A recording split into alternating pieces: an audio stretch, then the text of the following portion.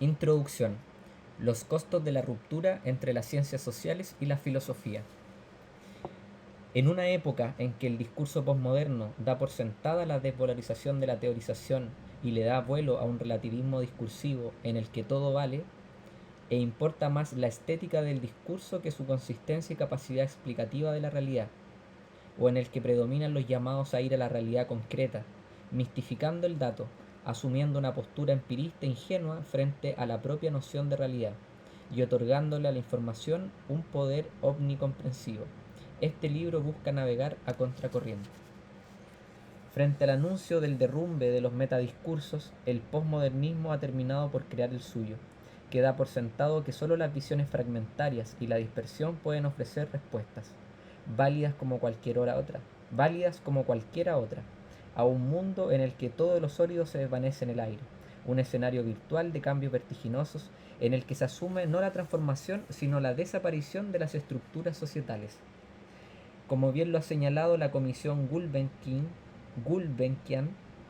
venimos de un pasado social de certezas en conflicto, relacionadas con la ciencia, la ética o los sistemas sociales, a un presente de cuestionamiento considerable, incluyendo el cuestionamiento sobre la posibilidad intrínseca de la certeza.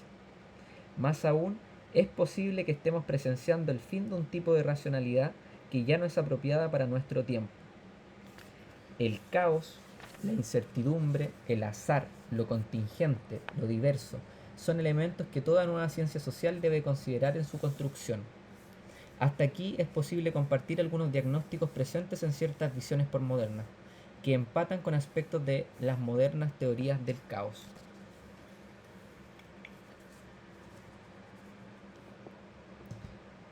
Pero esto de ninguna manera significa que pidamos el abandono del concepto de racionalidad sustantiva como reclaman los pensadores posmodernistas más radicales, quienes adoptan como punto de partida la irracionalidad del mundo social. Por el contrario, el proyecto que sigue siendo central para los científicos es la inteligibilidad del mundo, esto es, ordenar un sistema de ideas generales coherentes, lógico y necesario en cuyos términos sea posible interpretar cualquier elemento de nuestra experiencia. La noción de objetividad debe ser igualmente repensada, pero el hecho de que toda visión del mundo sea una selección de realidad y de información no nos puede llevar a suponer que las ciencias sociales se deben reducir a una miscelánea de visiones privadas, todas igualmente válidas, como gusta pregonar el relativismo posmodernista. Por otra parte, en ciencias sociales, el camino más corto para llegar a conocer no pasa por enfrentarse a la realidad sin más, como supone el empirismo ingenuo.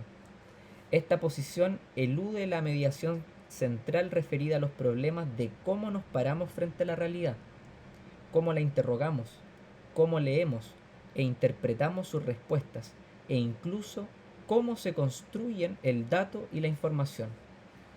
Este libro ha sido concebido como una investigación a pensar y a reflexionar, a cuestionar las evidencias del sentido común, a tomar la realidad con el cuidado que se merece, a considerar el propio proceso de construcción de los datos, de los hechos, como un problema teórico y metodológico, que no hay datos dados de por sí, ya que todas las observaciones empíricas están necesariamente cargadas de teoría, y que incluso los actos ordinarios de percepción, tal como el acto de ver, tocar, de oír, están profundamente condicionados por nuestras conceptualizaciones previas.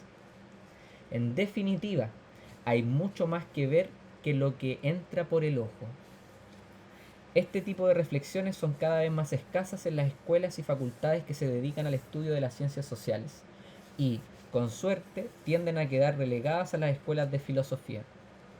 De esta forma se abandona un aspecto clave de la formación crítica de quienes se dedican a pensar sobre los problemas sociales, como poner en discusión los supuestos epistémicos y metodológicos, cómo se construyen teorías y paradigmas, por qué estos privilegian ciertas dimensiones del análisis, descifrar los horizontes de visibilidad que aquellos construyen, responder por qué iluminan ciertas franjas de la realidad, cuáles quedan ocultas y las consecuencias que se derivan de esa situación. A la larga, filósofos y cientistas sociales pierden. Este es uno más de los costos provocados por la forma que han asumido las divisiones disciplinarias en la academia a lo largo del siglo XX. Si hay alguna base que debe ser común entre cientistas sociales es justamente la problematización que ofrece el tratamiento de temas como los aquí abordados. Independientemente de su procedencia disciplinaria, un antropólogo, un economista o un cientista político pueden dialogar académicamente sobre el piso que proporciona la formación teórico-epistemológica y metodológica. No es, por tanto, un tema más en los estudios, es un tema básico que hace posible una comunicación que rebasa las fronteras disciplinarias en ciencias sociales. Hace posible, en definitiva, la transdisciplinariedad. Esta es quizás una de las bases más sólidas para abrir las ciencias sociales y romper con la camisa de fuerza que imponen las actuales barreras disciplinarias. También permite romper con los reduccionismos que amarran la reflexión, ya sea a las visiones holísticas, macro o puramente estructurales, o a su contraparte, las visiones parceladas, micro y de los sujetos, y que traban la movilidad de una a otra dirección. Pensar en la realidad es un asunto complicado, y mucho más si pensamos en ella como una unidad múltiple y diversa, que contiene, sin embargo, algún principio unificador.